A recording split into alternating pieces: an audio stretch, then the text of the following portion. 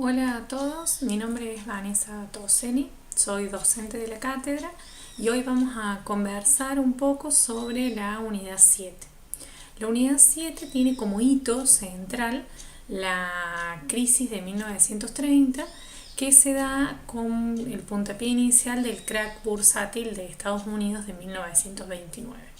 Si bien ya han visto este contenido en el práctico, es importante que profundicemos un poco más por la importancia que tiene en la determinación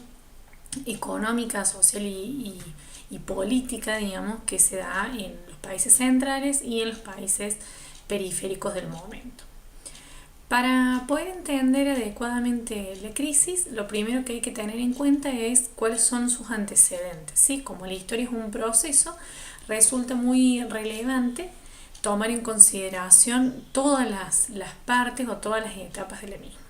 Cuando hablamos de los antecedentes, tenemos que recordar que desde fines del siglo anterior, fines del siglo XIX, la economía se regía bajo lo que se conoce como el orden liberal o el liberalismo, el laissez-faire, es decir, dejar hacer en francés, que implicaba que el Estado no tenía que intervenir en el mercado, sino que los mercados por sí mismos se autorregulaban. Y por otro lado,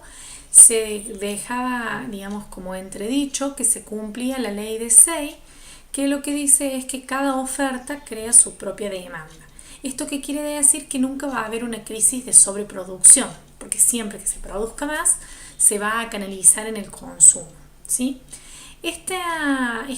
gran teoría, impulsada y adoptada por la mayoría de los países de la época, va a tener, digamos, como principal referente a Inglaterra, a Gran Bretaña, que va a ser el centro hegemónico en ese momento, es decir, la principal potencia, el que tomaba decisiones, y va a tener el primer llamado de alerta o la digamos, el primer cuestionamiento con la crisis de larga duración, que es la primera crisis que vieron en el práctico, donde quedan, digamos, en evidencia que el liberalismo en sí mismo no funciona de manera adecuada y que sí pueden existir crisis de larga dadas por la sobreproducción o por un exceso de oferta. En esta crisis, más allá de todo lo que ya vieron en el práctico, que está muy completo, lo que es importante que ustedes también identifiquen es que se empieza a cuestionar la validez del liberalismo como teoría dominante. Y entonces empiezan a aparecer algunos esbozos, si bien ninguno de manera sustancial, del proteccionismo o de aplicar medidas proteccionistas en muchos países del mundo, incluido nuestro país. ¿Sí? En Argentina se empieza a debatir, principalmente por el sector ganadero, la necesidad de intervenir en el mercado para garantizar una estructura básica que luego pueda competir a nivel internacional con las potencias del momento. Ese va a ser el primer antecedente entonces. Segundo antecedente a tener en cuenta va a estar marcado, digamos, por lo que sucede en Rusia a comienzos del siglo XX, particularmente en 1905, y desencadenando un grupo de revueltas que terminan explotando, digamos, en 1917, se genera lo que se conoce como la Revolución Rusa. La Revolución Rusa es una revolución propiamente dicha que va en contra del régimen zarista y que propone una nueva forma de hacer política económica, basado principalmente en la intervención estatal fuertemente, y aparece como una nueva forma de adoptar la economía, el socialismo, ¿sí? Y esto también va a ser importante porque va a plantear que en el mundo ya no es necesariamente el capitalismo la única alternativa existente. Después, la otra cuestión que va a ser relevante tanto para las economías centrales del momento, es decir, para los países europeos como para Estados Unidos, va a ser el periodo entre guerras, ¿sí? El haber finalizado la Primera Guerra Mundial y lo que va a suceder hasta la Segunda. Acordémonos que la finalización de la Primera Guerra a través del Tratado de Versalles pone cláusulas muy prohibitivas para recomponer la economía a los países perdedores a favor obviamente de los países vencedores.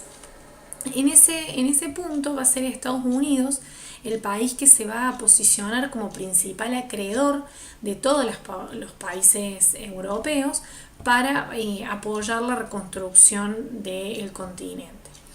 Así va a tomar un alto protagonismo Estados Unidos ya para el comienzo de la Primera Guerra, ya era el país que más producción industrial tenía, pero todavía no tomaba todas las decisiones, ¿sí? No era el centro hegemónico. Pero bueno, este cambio o esta posición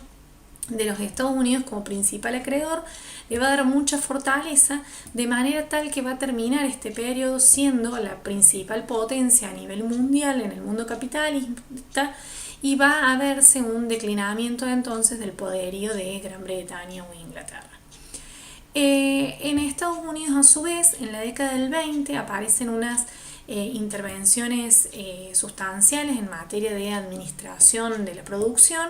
Aparece el Fordismo y el Taylorismo como formas de mejorar o eficientizar la producción, lo cual hace que aumente sustancialmente la productividad marginal, es decir, el producto por unidad de factor aumenta sustancialmente, lo que va a generar que se produzca mucho en esta economía. Por el lado de la política, de la política monetaria, van a haber tasas muy bajas para acceder a créditos, con lo cual la gente va a empezar a endeudarse para consumir. Eso era una práctica que hasta el momento no estaba vigente, y además va a empezar a endeudarse para tomar deuda. Para tomar deuda en el mercado de valores, que es un canal a través del cual las empresas descubren que pueden financiarse. ¿Sí? Las empresas descubren que pueden emitir más acciones, venderlas en el mercado, que la gente las compre y de esa manera hacerse de fondos para seguir su operatoria. Este mecanismo va a romper el esquema entre el mercado financiero y el mercado real, porque ahora los precios de las acciones van a valerse en función de la oferta o la demanda de acciones y no del valor de la producción de esa empresa. Con lo cual se da esta ruptura entre la economía financiera y la economía real, que va a ir fomentando una burbuja especulativa en el mercado de valores. ¿Por qué? Porque toda la gente quiere intervenir en el mercado de valores. Si más gente compra acciones, eso eleva el precio de las mismas. El mercado financiero actúa a contramano de lo que actúan los otros mercados, es decir, en el mercado de valores se aumentan los precios, la gente quiere comprar más, es decir, aumenta la demanda,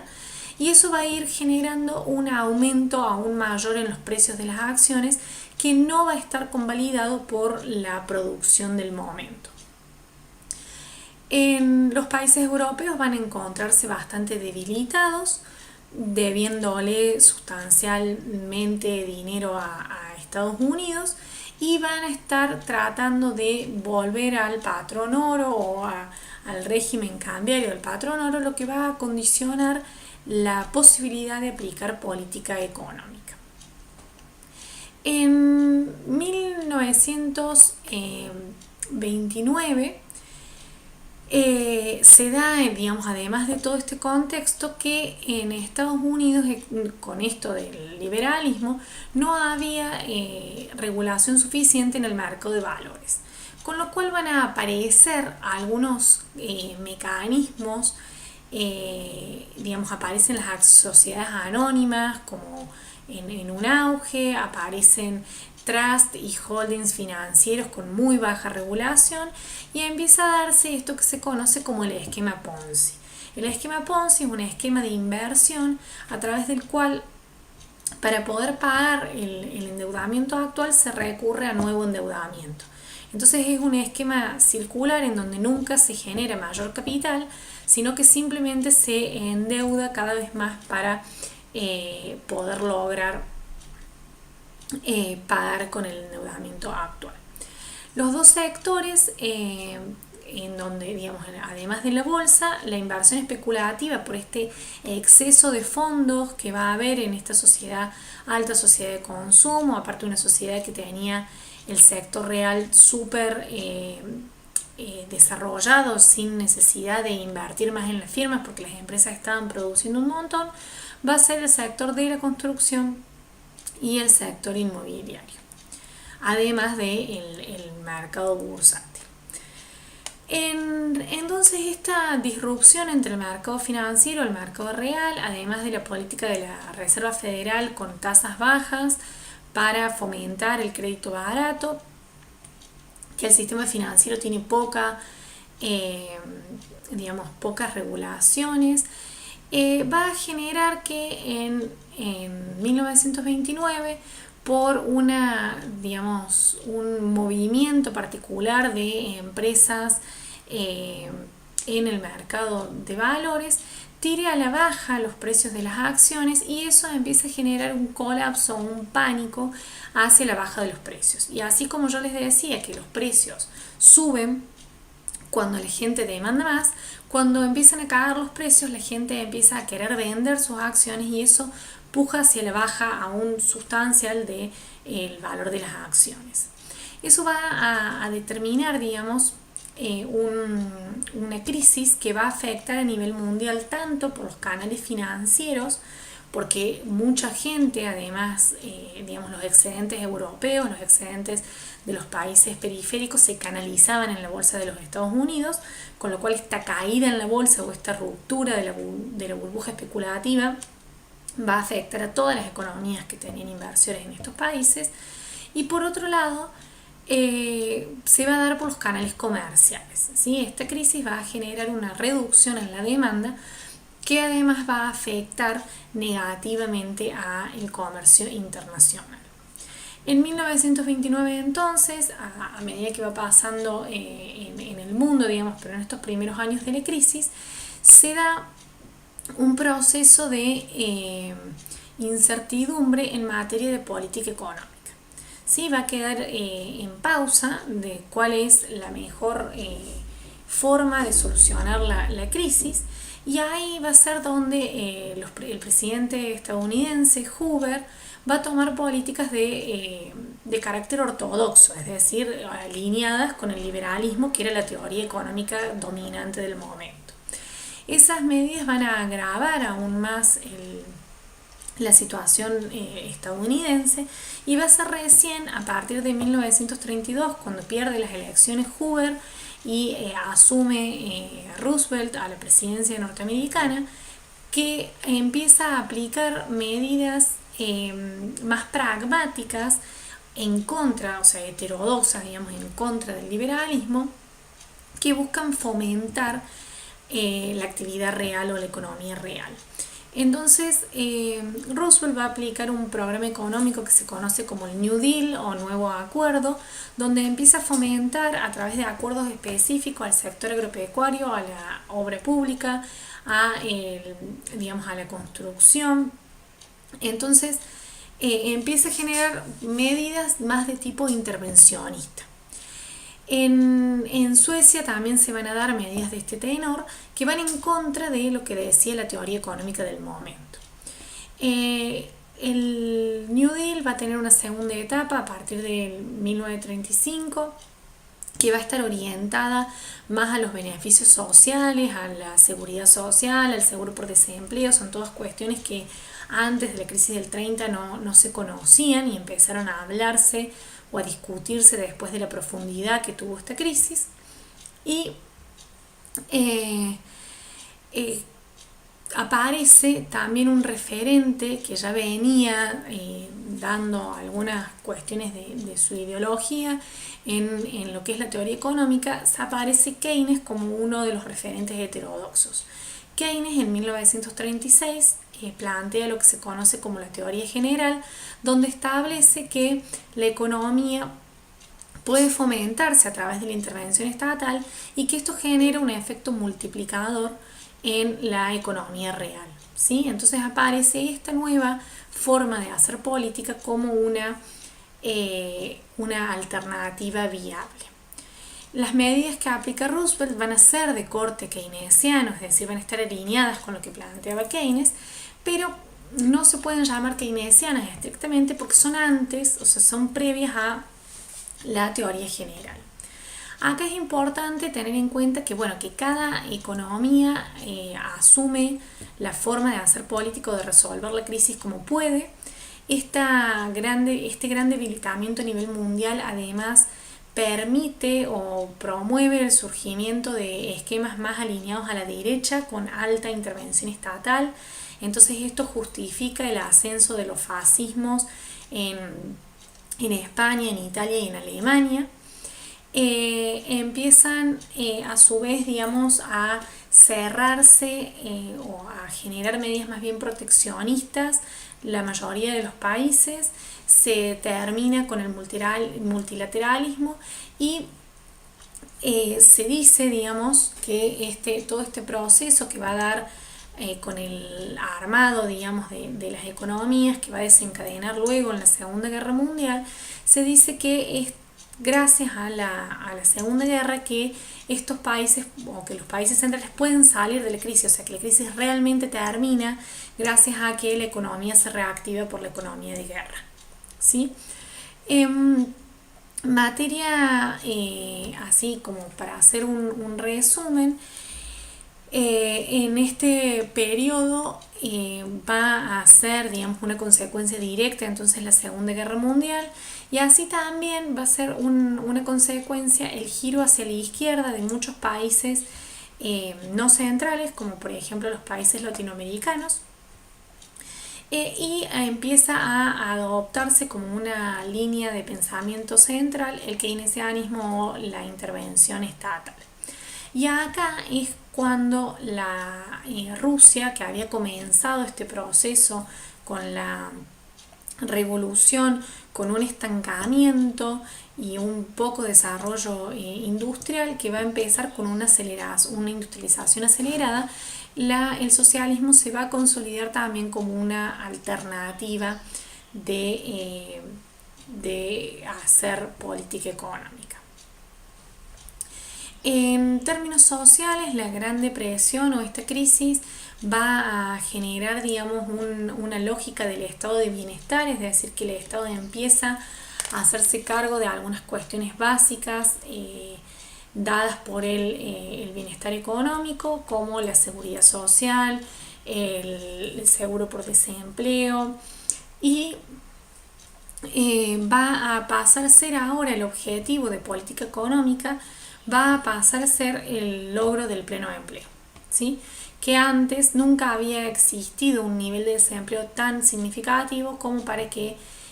se tenga que utilizar este objetivo de política. La intervención estatal va a ser aceptada entonces como una premisa básica para poder hacer frente a la política económica, y se refuerzan estos movimientos anticapitalistas, y aparece después de la Segunda Guerra Mundial y con todos sus grandes consecuencias en materia social, principalmente aparece esta necesidad de no volver a caer en un enfrentamiento armado o en un enfrentamiento bélico. Entonces se va a posicionar Estados Unidos post Segunda Guerra Mundial como el centro hegemónico, es decir, la principal potencia, como referente del capitalismo, y en el otro extremo va a estar la Unión de Repúblicas Socialistas Soviéticas, o la URSS, que va a estar posicionada como el principal referente por parte del socialismo, y el mundo entonces se va a dividir en dos, en una disputa que se conoce como la Guerra Fría, porque no va a estar dada por el enfrentamiento caliente o el enfrentamiento bélico, sino más bien un enfrentamiento ideológico y de avance tecnológico entre el capitalismo y el socialismo. Y los principales países centrales del mundo van a empezar a hacer acuerdos y a fomentar el surgimiento de organismos para favorecer la paz y para favorecer el comercio, el multilateralismo de una manera más ordenada. Entonces surgen digamos, con la conferencia de Bretton Woods en 1944 y en los años posteriores, surgen los principales esbozos del GATT, que es lo que después va a ser la Organización Mundial del Comercio, los fundamentos básicos de la Organización de Naciones Unidas, aparece los fondos de financiamiento, el Fondo Monetario Internacional, lo que después va a ser el Banco Mundial, y se busca, digamos, entonces generar un sistema que funcione en la paz y que pueda garantizar la estabilidad económica y política y social en este periodo que ha sido tan convulsionado. Entonces, bueno, con eso tenemos un pantallazo muy general de lo que es la unidad. Hay grandes cambios en materia también de política monetaria. Previo a la crisis y con el liberalismo se fomenta lo que es el patrón oro, y ya para 1937 no hay ningún país que adhiera todavía a este régimen tan estricto de política monetaria, y empieza a darse un régimen de convertibilidad con el dólar, que ahora va a ser la principal moneda por ser la que tiene de referencia el país que está mandando o que está liderando la política mundial, que es los Estados Unidos. ¿Sí? Bueno, con eso cerramos entonces como el pantallazo. Tienen además una presentación de PowerPoint y vamos a tener una consulta por si quieren profundizar alguno de estos temas.